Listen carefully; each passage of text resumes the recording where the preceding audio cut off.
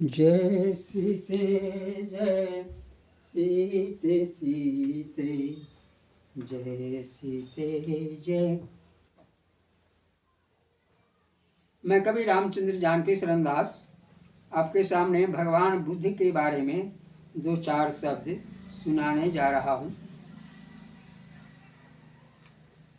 कपिल वस्तु के राजा भगवान बुद्ध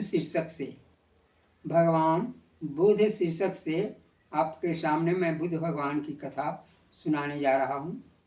कपिल वस्तु के राजा सुयोधन की बड़ी रानी माया देवी से लुम्बिनी नाम के स्थान में सिद्धार्थ कुमार का जन्म हुआ। यही राजकुमार सिद्धार्थ आगे जाकर बुद्ध कहलाए। सिद्धार्थ के जन्म के बाद रानी माया देवी का परलोक वास हो गया। सिद्धार्थ का पालन पोषण उनकी विमाता गौतमी देवी ने किया। ज्योतिषियों ने कहा कि राजकुमार या तो चक्रवर्ती राजा होंगे या विरक्त होकर जगत का कल्याण करेंगे। महाराज सुयोधन ज्योतिषियों की इस बात से चिंतित रहते थे। उन्होंने राजकुमार के लिए बहुत बड़ा भवन बनवा दिया था। उस भवन में दुख, रोग और मृत्यु की कोई बात न पहुँचे, इसकी कड़ी व्यवस्था कर दी थी। राजकुमार उसी भवन में रहते थे। वहाँ उनके सुख की सब सामग्री थी। परम सुंदरी राजकुमारी यशोधरा से सिद्धार्थ का विवाह हो गया और उन्हें एक पुत्र भी हुआ जिसका नाम राहुल रखा गया। राजकुमार सिद्धार्थ अत्यंत दयालु थे। एक बार उन्होंने पिता से नगर देखने की आज्ञा मांगी। राज्य की ओर से ऐसी व्यवस्था हो गई कि राजकुमार को नगर में कोई दुख दृश्य न दिख पड़े, लेकिन होनहार को कौन रोक सकता है।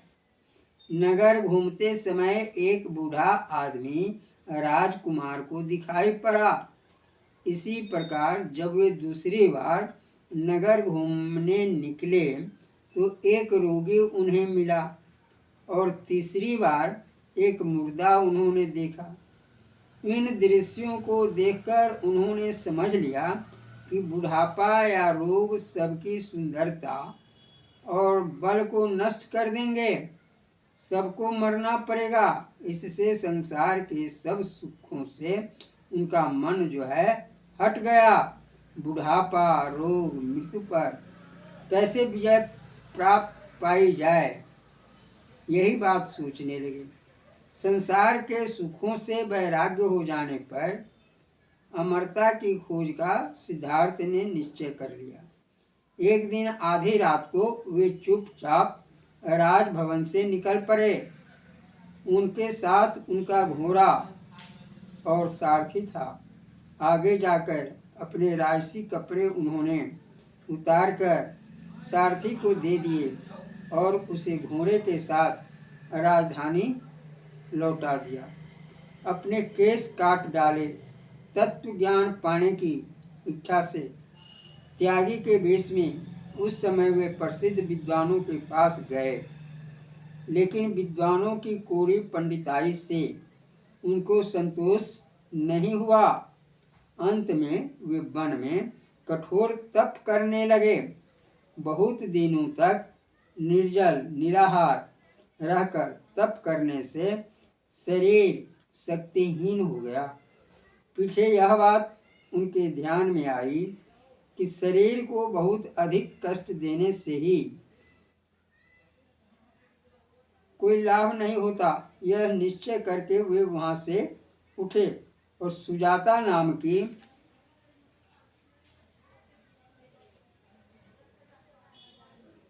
एक श्रद्धालु महिला की दी हुई खीर खाकर फिर बोधि वृक्ष के नीचे आसन लगाकर बैठे।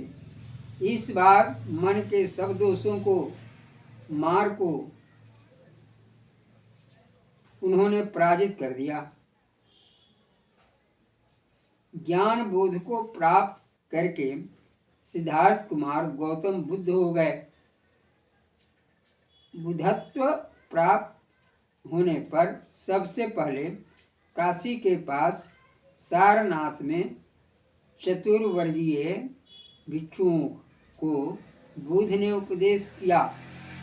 उसके बाद उनके अनुयायियों की संख्या बढ़ने लगी। बहुत से राजाओं, राजकुमारों तथा विद्वानों ने बुद्ध से धर्म की शिक्षा ली और उनके धर्म को स्वीकार किया।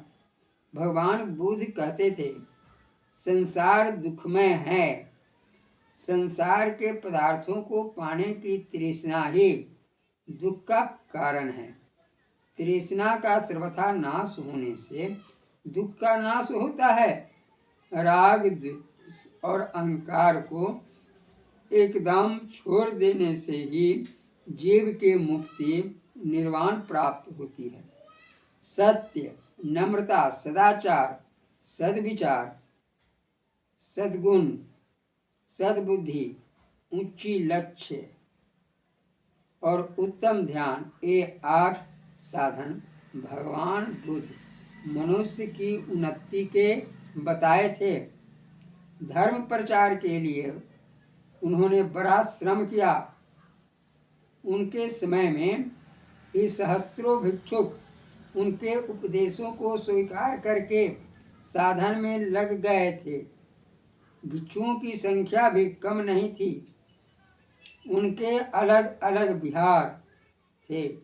इस प्रकार 45 वर्ष धर्म प्रचार करके 80 वर्ष की अवस्था में कुशीनगर में बुद्ध ने निर्वाण प्राप्त किया।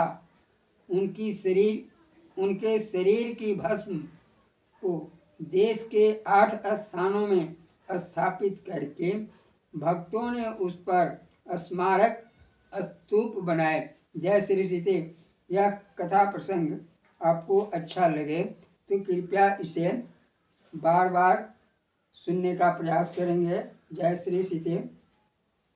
जय सीते, जय सीते सीते, जय सीते, जय सीते सीते, जय सीते, जय